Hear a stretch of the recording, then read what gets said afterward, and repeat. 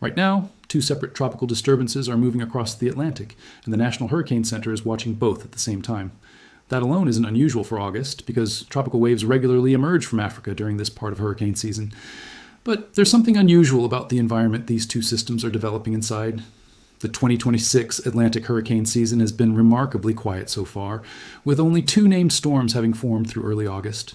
And that creates a situation that can be easy to misunderstand, because a quiet hurricane season can look reassuring while the atmosphere and ocean continue changing underneath the surface.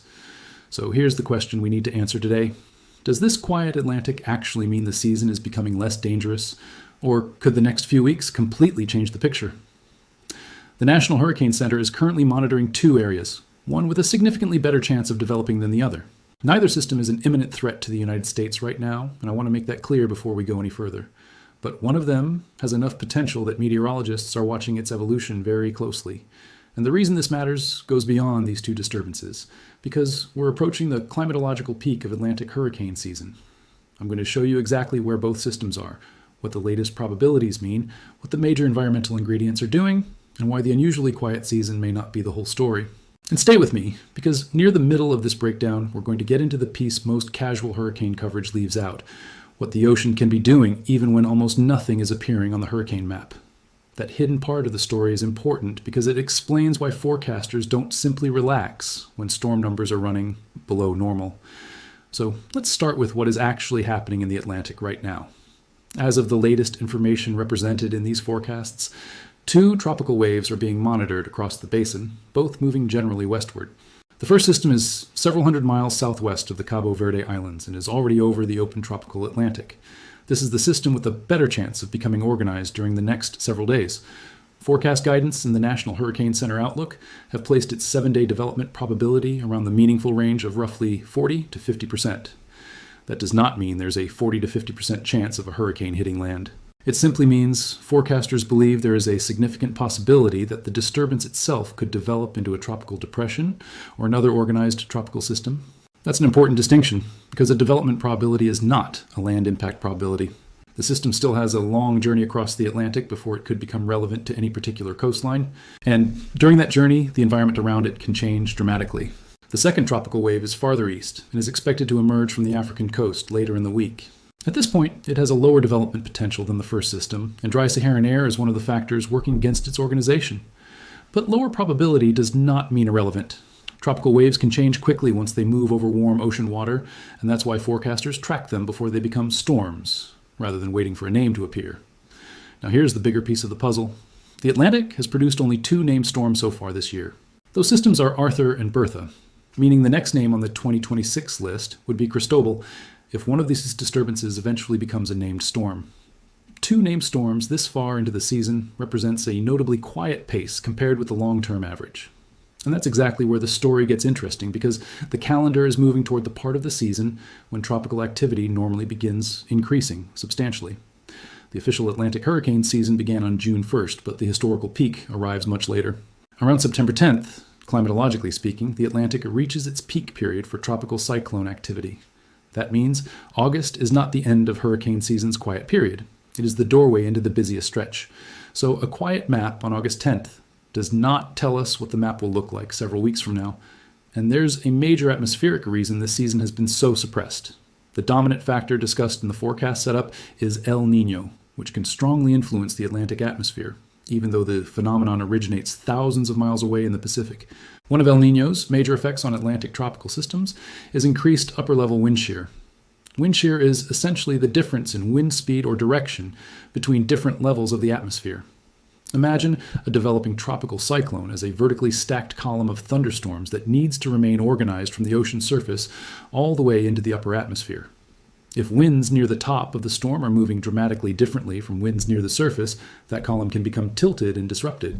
Instead of thunderstorms continuously building around a concentrated center, the storm's circulation can become exposed and its convection can be pushed away. That's one reason strong wind shear is so hostile to tropical development. And this is where the current quiet season begins to make more sense. The Atlantic may have plenty of warm water, but warm water by itself does not guarantee hurricanes. A tropical cyclone needs several ingredients to cooperate at roughly the same time. It needs sufficiently warm ocean water, enough atmospheric moisture, a favorable disturbance or circulation, and relatively low vertical wind shear. If one of those ingredients is missing, development can stall. If several are missing simultaneously, even a promising tropical wave can collapse before it becomes a storm. That's essentially the environment the Atlantic has been fighting so far this season. But there's another ingredient in this story that deserves attention: Saharan dust. The Saharan air layer regularly moves westward from North Africa across the tropical Atlantic during the summer. It carries extremely dry, dusty air into the region where tropical waves are trying to organize. And dry air is a major problem for developing tropical cyclones, because thunderstorms need deep moisture to maintain themselves. When dry air becomes entrained into a tropical disturbance, convection can weaken, collapse, or become disorganized. The dust can also contribute to atmospheric stability and, depending on the environment, interact with wind shear in ways that make development even more difficult. That's one reason the second tropical wave may face a harder road than the first. The first system has already moved into the open Atlantic and has more time to interact with the surrounding environment. The trailing wave has to emerge from Africa, organize its circulation, maintain enough convection, and then survive whatever dry air environment it encounters. So right now, the two systems should not be treated as identical threats. One is the system with the more meaningful development potential. The other is a system worth watching because tropical conditions can evolve quickly, but its current environment is less supportive. Now, let's go back to the first wave, because this is where the forecast becomes particularly interesting. The system is still far from land, which means there is no responsible way at this stage to make a precise island-by-island or U.S. coastline impact forecast. Its eventual track depends on the surrounding steering currents, and those currents can change considerably over several days. Even if the system develops into a tropical depression, that does not automatically mean it becomes a hurricane. And even if it eventually receives the name Cristobal, we still would not know its final intensity or landfall location this far out. That's why the correct way to describe this system right now is potential, not certainty. But potential is exactly what meteorologists monitor before a storm becomes obvious. The next several days will reveal whether its thunderstorm activity becomes more persistent, whether closed circulation develops, and whether the surrounding atmosphere remains supportive. Those details will determine whether the probability rises, falls, or disappears entirely. And there's another reason the first wave deserves attention. It has a long stretch of warm Atlantic water ahead of it. Tropical systems can sometimes spend days crossing open ocean while slowly organizing, provided the atmospheric environment remains favorable. That's one reason Cape Verde-type disturbances can become important even when they look unimpressive at first. They can emerge from Africa, travel thousands of miles westward, and encounter several different atmospheric environments along the way. A disturbance that struggles near Africa can sometimes find better conditions farther west. But the opposite is also true. A system that looks promising early can weaken if it encounters stronger wind shear, dry air, cooler water, or unfavorable steering conditions. So the next several updates matter far more than a single snapshot of the map. Now we reach the part of this story that I think is most important: the ocean. A quiet hurricane season does not mean the tropical Atlantic suddenly stops containing heat. The ocean can remain unusually warm even when the atmosphere is preventing storms from forming, and that creates a fascinating disconnect between what you see on the weather map and what is happening beneath the surface.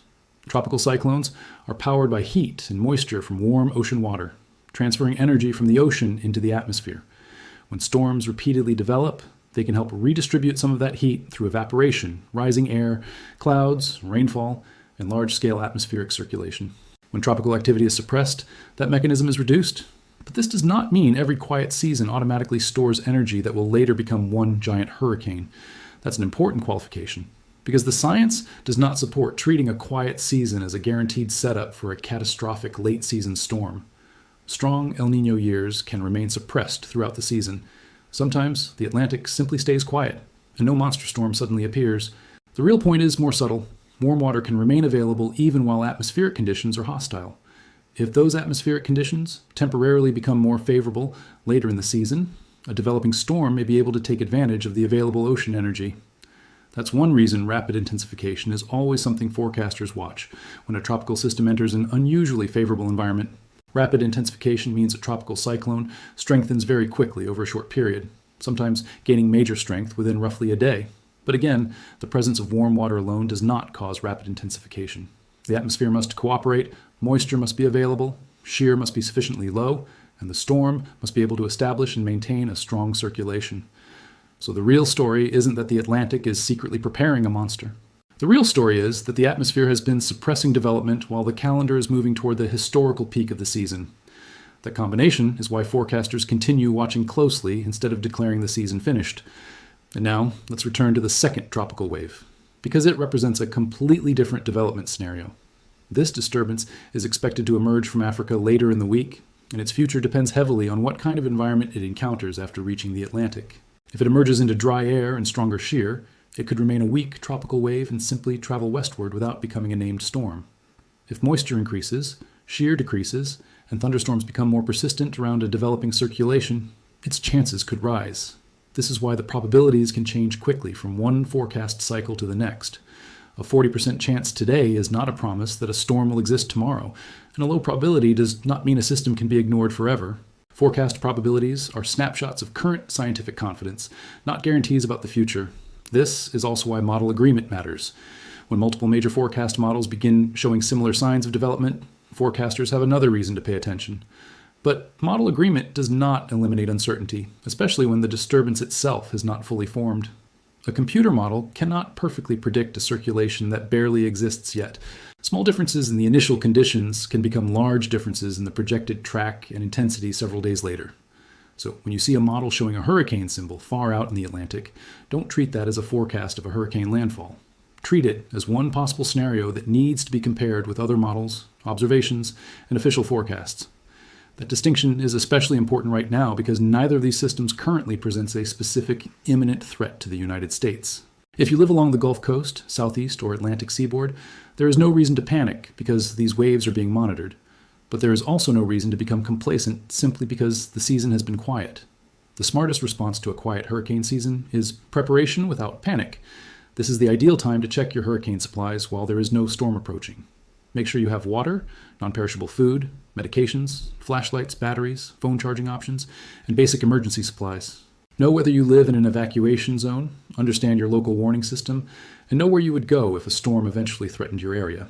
None of that means a hurricane is coming this week. It simply means preparation is much easier when you're not trying to do it while millions of other people are doing the same thing.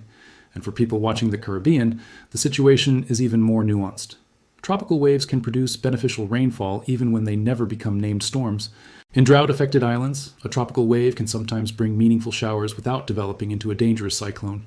But rainfall from tropical waves can be uneven, with one island receiving substantial precipitation, while another nearby location receives very little. Saharan dust can also suppress some of that rainfall by limiting the depth and strength of thunderstorms. So the same tropical wave that looks promising on a weather map may not necessarily solve drought conditions across every island. The key is to watch the actual rainfall forecasts from local meteorological agencies, rather than assuming a developing tropical system automatically means widespread rain. Now step back and look at the entire Atlantic season again. 2 named storms have formed, while the historical average is substantially higher by this point in the season.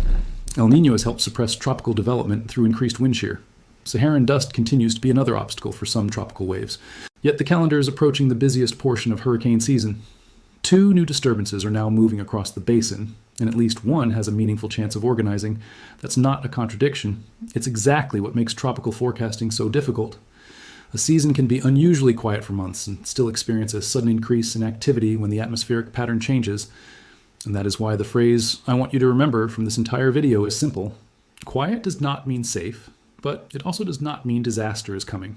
Right now, the honest situation is somewhere in between those 2 extremes. The Atlantic is suppressed, but it is not inactive. 2 disturbances are being watched, but neither is currently an imminent land threat. One system has enough potential to deserve close attention, while the other faces a more hostile environment and remains less organized.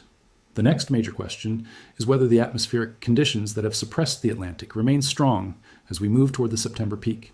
If the hostile shear pattern remains in place, many disturbances may continue weakening before they can develop.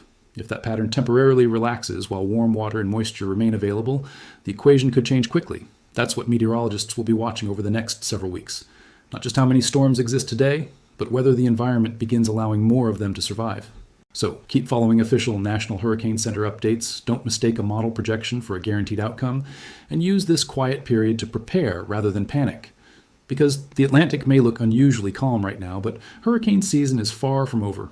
And the most important thing to remember is that the map you see today is only one moment in a season that is still unfolding.